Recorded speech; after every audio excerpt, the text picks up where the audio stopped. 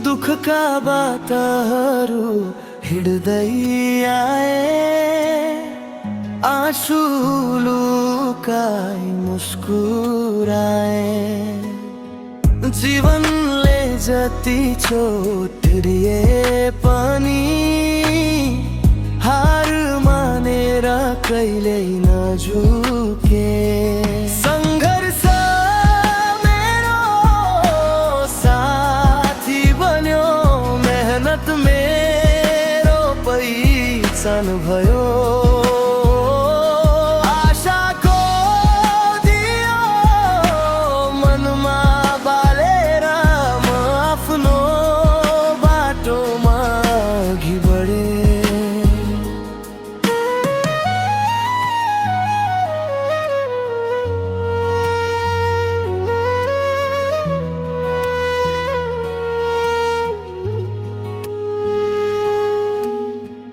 पसिनाका थोपा जमिनमा झरे, सपनाका फूल मनभित्र फुले।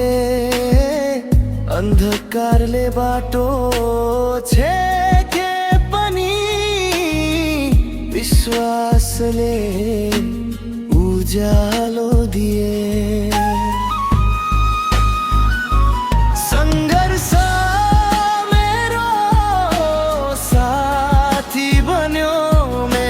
मेरो पहिचान भयो।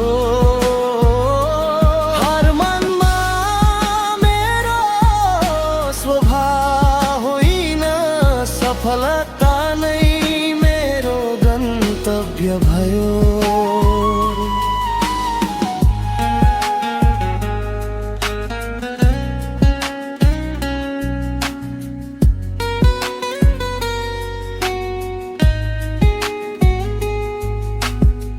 समयले धेरै परीक्षा लियो, जीवनले धेरै पाठ सिकायो।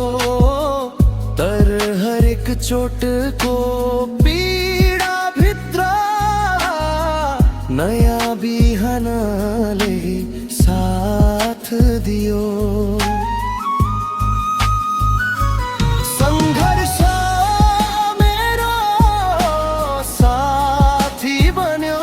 मेहनत मेरो पहिचान भयो।